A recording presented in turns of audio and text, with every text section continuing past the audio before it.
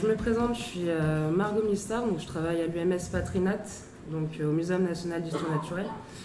Et je vais vous présenter les travaux que nous avons effectués cette année sur les méthodes d'évaluation d'état de conservation des habitats d'intérêt communautaire à l'échelle des sites Natura 2000, et notamment sur les habitats aquatiques et humides, donc les eaux dormantes et tourbières basses alcalines. Donc, la base de ces méthodes, c'est la directive Habitat Faune Flore, donc, qui veille au maintien ou à la restauration dans un état de conservation favorable des habitats et des espèces qui sont listés dans ces annexes. Donc pour ce faire, un réseau de sites a été créé, qui est le réseau de sites Natura 2000. Cette directive a été retranscrite dans le Code de l'environnement, à l'échelle de la France, qui prévoit l'évaluation de l'état de conservation des habitats d'intérêt communautaire pour chaque site Natura 2000, et les résultats doivent être retranscrits dans le document d'objectifs. Ces méthodes doivent fournir de l'information en renseignant l'état de conservation des habitats dans les formulaires standards de données propres à chaque site Natura 2000. Et parallèlement, elles doivent donner des idées d'indicateurs pour la surveillance des habitats d'intérêt communautaire qui est prévue par la directive Habitat Faune Flore à l'article 11.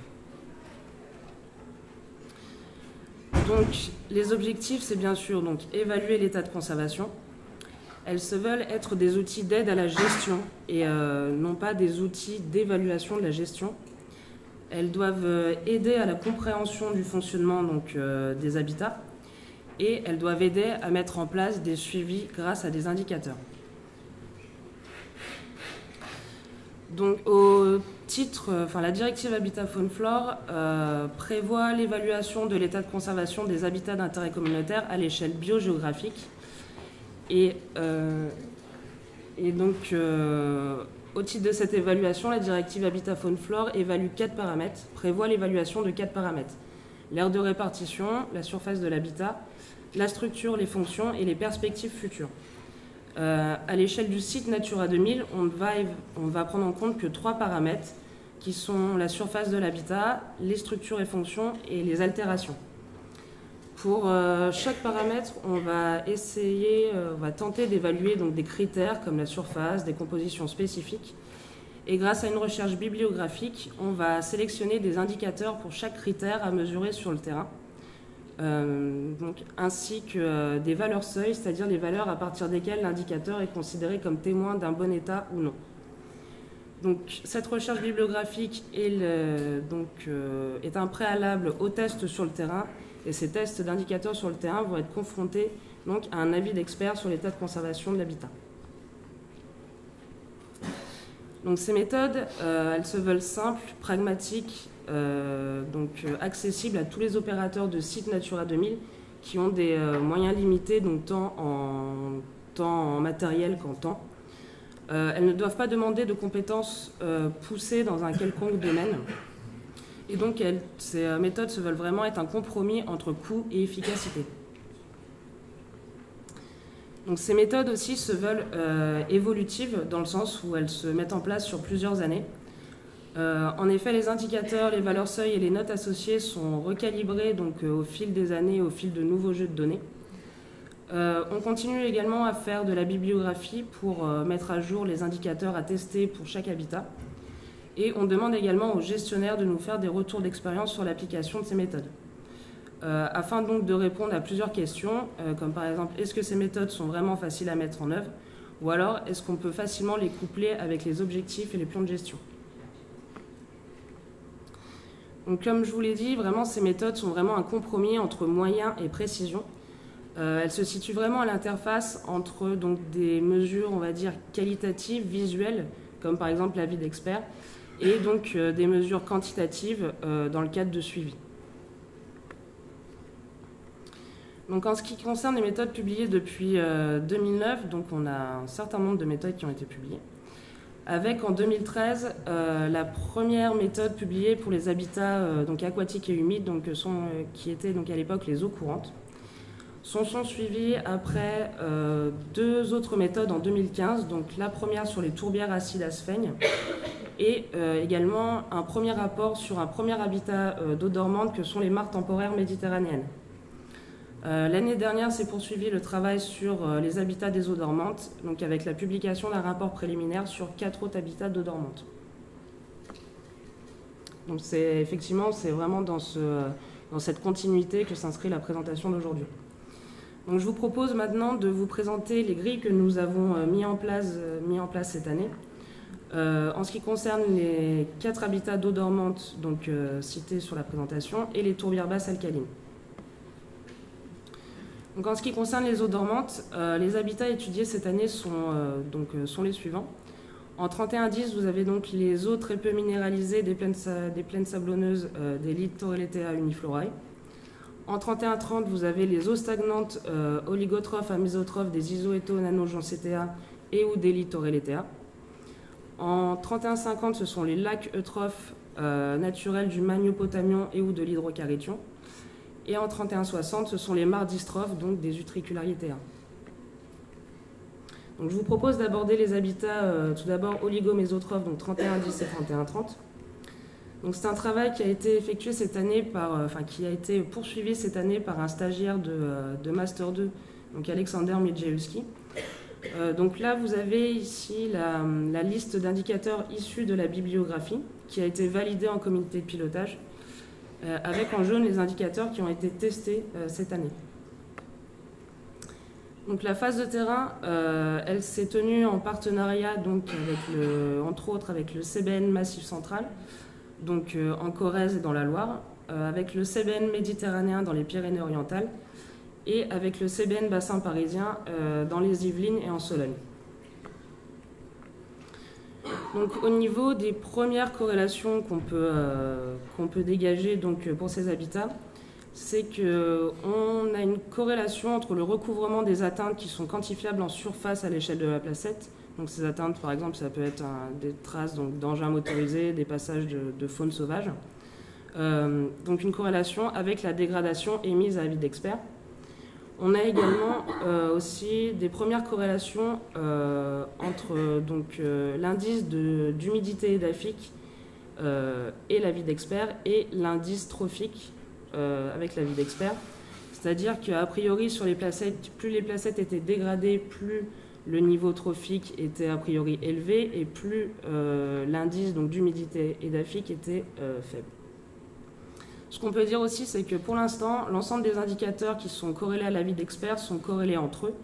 Donc à l'avenir, si ces corrélations se confirment, il s'agira de faire un choix entre les indicateurs et de ne sélectionner que les indicateurs qui sont le plus corrélés à l'avis d'experts. Donc les perspectives pour ces habitats, c'est vrai qu'il est nécessaire de faire des tests supplémentaires, notamment en contexte alluvial, donc ce qui nous a un petit peu manqué cette année. Mais également sur les gazons oligotrophes, donc de l'UE 3110.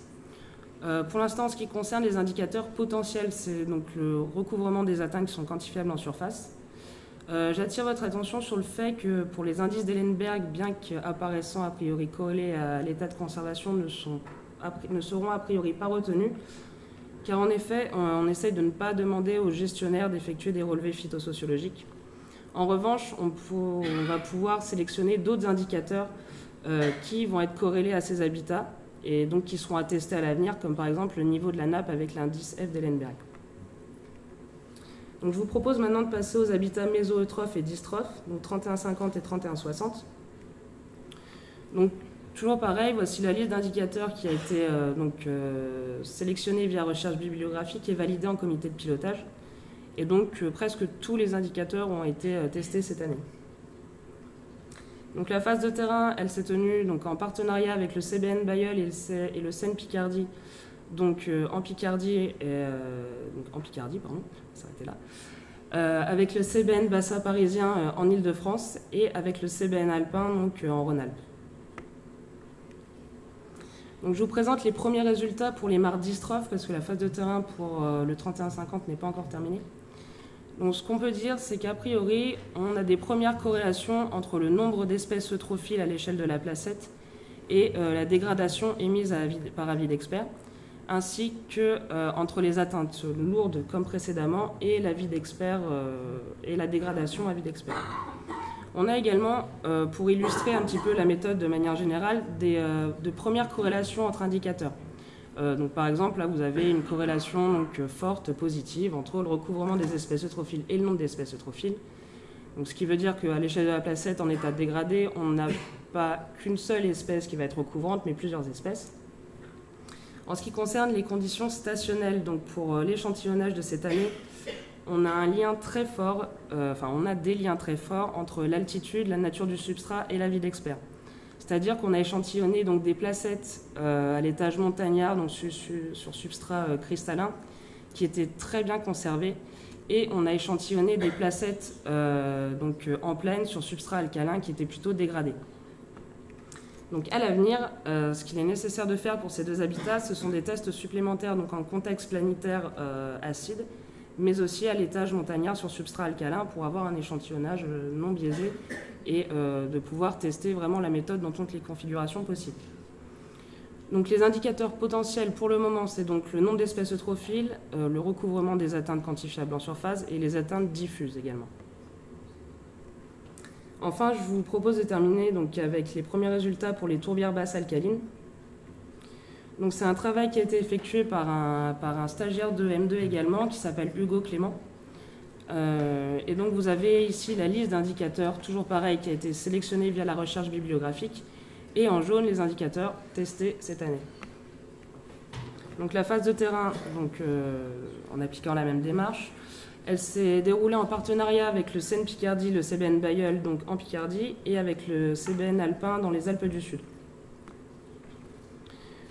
Donc, ce qu'on peut dire, c'est qu'on a des premières corrélations entre le recouvrement des lignes hauts, donc supérieures à 30 cm, avec donc la dégradation émise à vie d'expert, et on retrouve encore ce recouvrement des atteintes à l'échelle de la placette. Comme pour les mardistrophes, on peut mettre en évidence des corrélations entre indicateurs, donc entre le recouvrement des espèces eutrophiles, le nombre d'espèces eutrophiles, le recouvrement des lignes hauts et le recouvrement des ligneux. Donc en fait, ces corrélations entre indicateurs servent vraiment à faire un choix à l'avenir entre les indicateurs et ne sélectionner que celui qui est le plus corrélé à l'état de conservation. Donc pour cet habitat, effectivement, il est nécessaire de faire des tests supplémentaires dans d'autres régions parce qu'on est loin d'avoir prospecté toute l'aire de répartition de l'habitat, afin de calibrer la méthode à l'échelle nationale.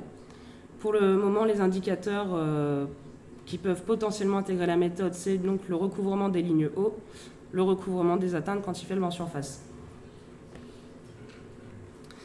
Alors pour finir, vraiment l'objectif en fait, c'est de faire un petit peu comme ce qu'a fait donc Lise Masueski sur les habitats agropastoraux en 2015, c'est donc de produire un guide d'application avec des cahiers d'évaluation d'état de conservation, donc, qui présente les grilles d'évaluation d'état de conservation pour chaque habitat. Donc d'ici la fin de l'année, il est prévu une première version des cahiers d'évaluation d'état de conservation pour les habitats des eaux dormantes, bien que les grilles soient loin d'être finalisées, mais on aura au moins un aperçu des grilles qu'on peut mettre en place pour ces habitats. Et il s'agira de faire de même à l'avenir pour les habitats tourbeux. Merci de votre attention.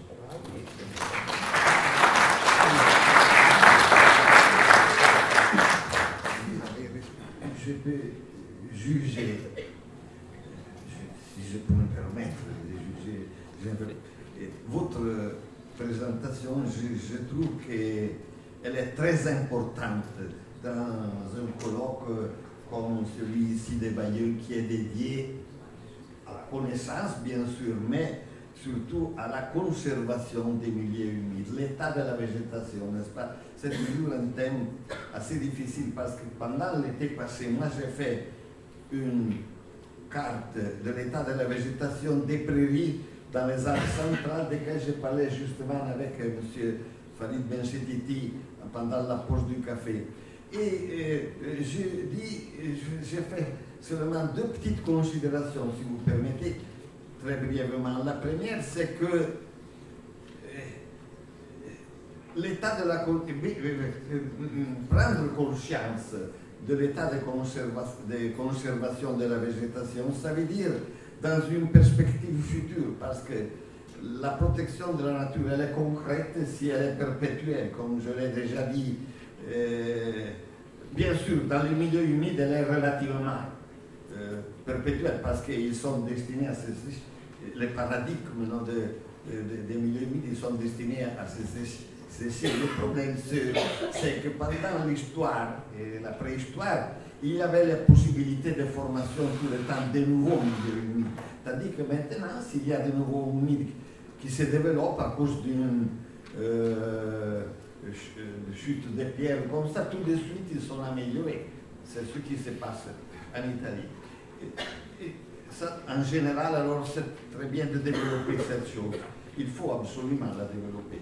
La deuxième point que je désire souligner, c'est ça, que la première fois que je me suis trouvé vis-à-vis de ce problème, c'était à Białowieża, à la grande forêt de Białowieża, avec le professeur Faliński, qui était un grand ami des Bailleul et des GU, je dois dire. Je l'ai connu ici. Et là, étant donné qu'il a eu la possibilité de faire d'expériences scientifiques pendant 30 ans dans la forêt vierge ou presque, lui, il a fait des études sur les tendances dynamiques de la végétation. Parce que s'il y a une foutaie, alors bien sûr, dans l'état de la fluctuation, l'état de conservation, c'est parfait. Tandis qu'on peut changer la structure ou la flore, vous l'avez déjà dit, et alors l'état de conservation, il est à un niveau inférieur. Alors je crois qu'il faudrait faire un effort, je ne parle pas pour vous, mais pour moi et pour tout le monde, mais vous avez déjà pris en considération ça, et faire une référence aussi aux tendances dynamiques de la végétation à niveau des phytocénoses. Et plusieurs phytocénoses de la même association, parce que la même association peut être développée elle est développée en plusieurs phytocénoses, et chaque phytocénose, bien sûr, a un état de conservation qui n'est pas toujours le même. Bonjour. J'ai une question, en fait, qui se divise en deux sous-questions. C'est quand vous faites passer un expert pour l'évaluation de conservation, est-ce que vous avez fait un test en faisant passer plusieurs experts de manière indépendante sur un même site pour comparer si l'avis était convergent ou pas, d'une part? Et d'autre part, j'aimerais avoir en majorité la qualité des experts qui jouent un rôle important en fait, dans la méthode, a priori. Est-ce que ce sont plutôt des écologues, on va dire avec une tendance fonctionnelle?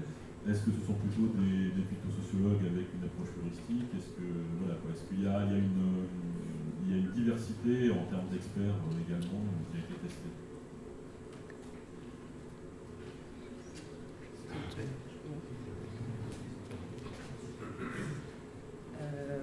Oui, alors en ce qui concerne les experts, en fait, cette année, ce n'était exclusivement que des gens des CBN, donc avec qui on a fait les phases de terrain en partenariat.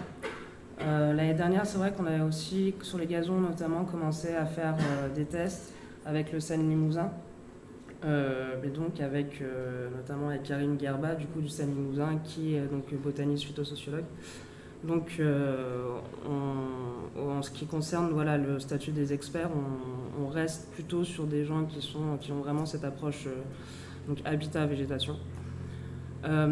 Ensuite, pour ce qui est effectivement du nombre d'experts passés sur chaque place-tête, ça dépend effectivement des disponibilités de chacun et des moyens et du temps que les gens peuvent accorder justement à cette évaluation. De manière générale, on ne fait appel qu'à un expert. Néanmoins, des fois, on peut avoir 2 experts suivant les disponibilités de chacun, pour affiner un peu cet état de conservation et pouvoir comparer. Au final, c'est vrai que c'est un biais parce que quelque part, ça n'est pas le même expert à chaque fois qu'il passe sur les placettes. Mais au niveau moyen, je pense qu'on optimise un petit peu la situation. Donc on a fait à peu près la même chose dans le Pas-de-Calais il y a quelques années sur le 72-30, pour faire passer le Calais. Et la difficulté en fait c'était par rapport à cet habitat qui est assez large au niveau des différentes formes d'associations présentes, en passant par les petites carissées, la carax, etc., les grandes potelières de Pteridophragmiton, Bacteroides. Quel est l'état de conservation de référence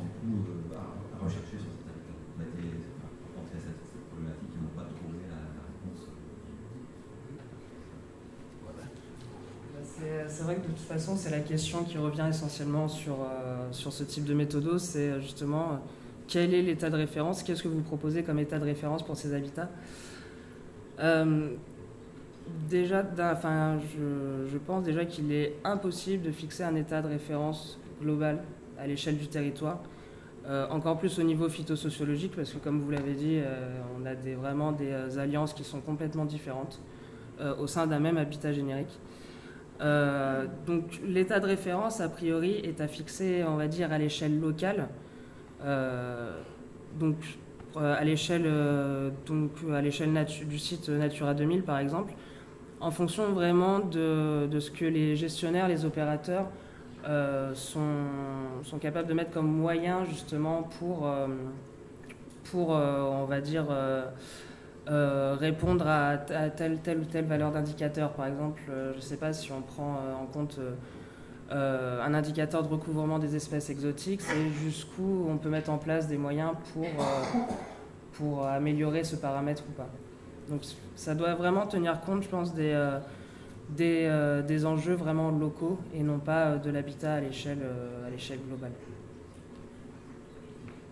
Il y a encore 2 questions là-haut. C'est une grille en fait par site sur lui. Non, parce qu'on aura toujours la même grille d'indicateurs du coup à l'échelle du territoire, mais après c'est savoir jusqu'où on accepte en gros un état altéré ou dégradé et jusqu'où on accepte le bon état, avec toujours en perspective un objectif d'atteindre un état optimal sur le long terme. Donc juste une question complémentaire, est-ce que vous avez dans la méthode d'évaluation la possibilité de dire qu'un site n'est pas évaluable?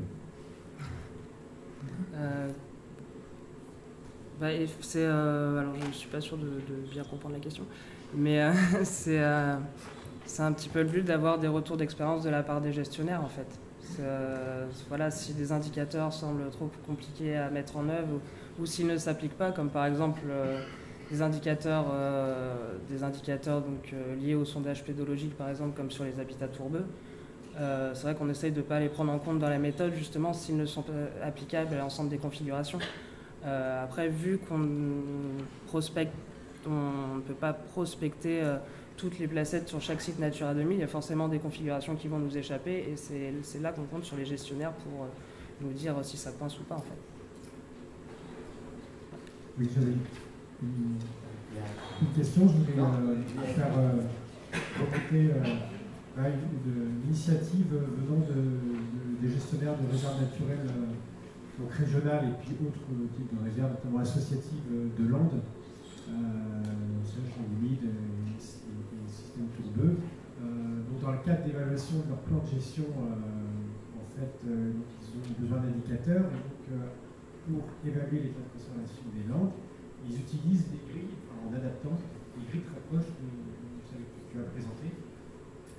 Et donc, du coup, là, le conservatoire botanique, par exemple, accompagne la démarche et essaie de faire le pont vers Natura 2000 également. Donc, voilà, c'est pour informer de cette initiative-là venant des réserves naturelles régionales. Et donc, ma question, c'était est-ce qu'il est prévu une méthode d'évaluation pour les langues l'année à venir et de quelle manière est-ce qu'il est travaillé pour éviter de faire un doublon du coup voilà. Effectivement, le but a priori c'est d'essayer d'aborder tous les habitats aquatiques humides d'intérêt communautaire.